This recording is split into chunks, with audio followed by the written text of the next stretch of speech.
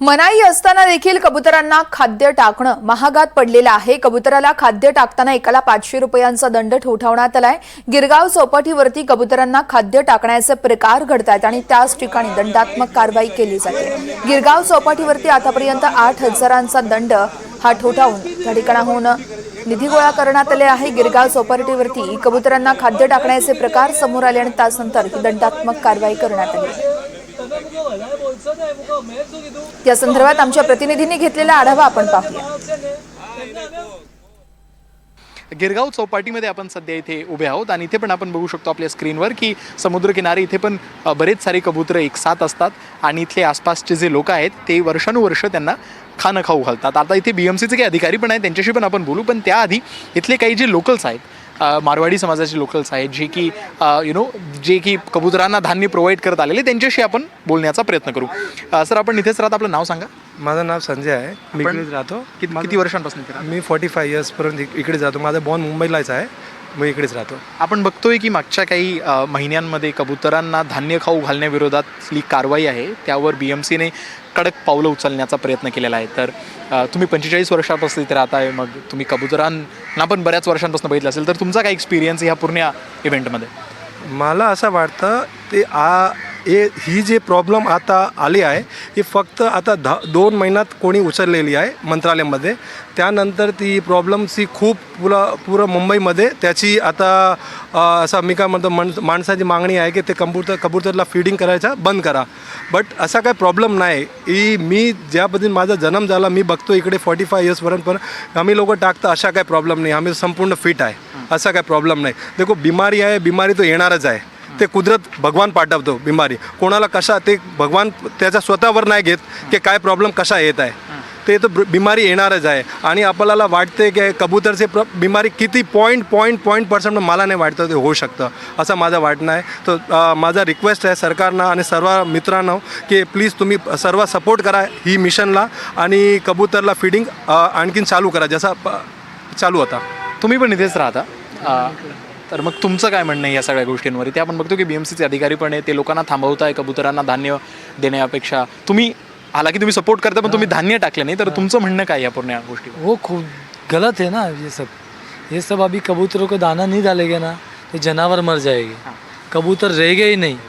अभी कबूतर नहीं रह गए तो इंसान नहीं रह गए, इंसान कैसे रह गए वो बताओ मेरे को। इसमें सबसे बड़ी बोलेगे ना तो ये कुदरती वो नियम है। इसमें अपन ऐसा बोलोगे ना कि ये नहीं रहे, ये कुदरत का करिश्मा है कि इनसे अपन है और अपन से ये ही है। मला तुम्ही सांगा की उच्च न्यायालय झालं किंवा बऱ्याच साऱ्या दुसऱ्या शैक्षणिक युनिट्स झाल्या, त्या सगळ्यांनी बरेच असे रिपोर्ट्स काढलेले, फक्त भारतात नाही पण मग जगभरामध्ये, जिथे त्यांनी सांगितले की कसं कबुतरांच्या सहवासामुळे लोकांना लंग्समध्ये त्रास होऊ शकतो, श्वासनलिकेमध्ये त्रास होऊ शकतो।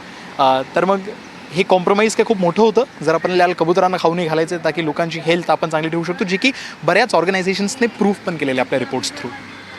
मला असं वाटतं जे रिपोर्ट्स देत आताच काय कशाला रिपोर्ट येईल, रिपोर्ट तो ही पद्धती तो लास्ट किती वर्ष मला वाटतं भारतमध्ये आपला 100 किती वर्षापर्यंत ती प्रॅक्टिस गोईंग ऑन आहे। आताच ते प्रॅक्टिस कशाला आपल्याला प्रॉब्लेम आली, मला ही क्वेश्चन मला म्हणायचं आहे। ठीक आहे, इथे काही बीएमसीचे अधिकारी पण आहेत, आपण त्यांच्याशी संवाद साधण्याचा प्रयत्न करू।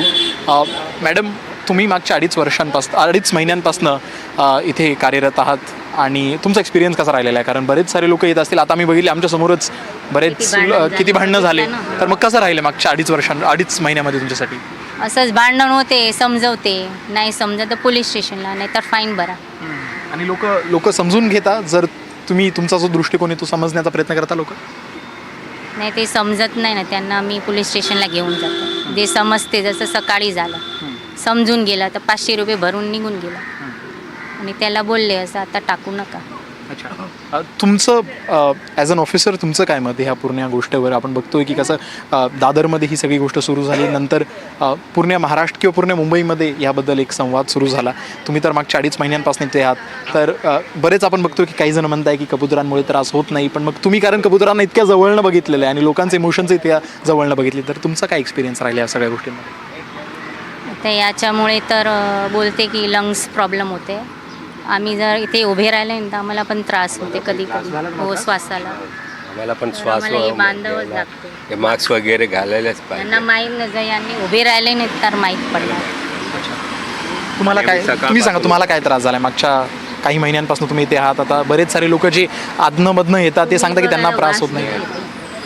आता सकाळपासून उभे आहे तर लय त्रास व्हायला त्रास लागला, होतो. श्वासमध्ये घ्यायला ते.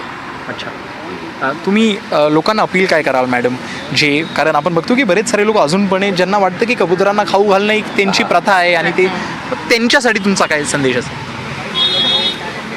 त्यांच्या असं संदेश पाठवते की तुम्ही जरा लोकांचं पण बघा, त्यांना पण हे श्वासाचा प्रॉब्लेम होत आहे, ते पण माणूसच आहे ना. तुम्हाला असं वाटते तर तुम्ही वेगळं असं काय तयारी करा यांच्यासाठी, कबुतरांसाठी खात घालायला. बरोबर ना? तुमचं नाव मॅडम? दक्षा सोलंकी. आपलं नाव सर? अरविंद मारू. आपण बघू शकतो हे इथे BMCचे अधिकारी ज्यांनी खूपच स्पष्ट शब्दांमध्ये हे सांगण्याचा प्रयत्न केला आहे की मागच्या 2.5 महिन्यांमध्ये त्यांनाही बराच त्रास झाला जेव्हापासून ते लोकांना कबुतरांना खाद्य किंवा धान्य प्रोव्हाइड करण्यापासून थांबवण्याचा प्रयत्न करत आहेत. माझे सहकारी महेश हलवाईसह मी अनुज रायते, NDTV मराठीसाठी मुंबईवरनं.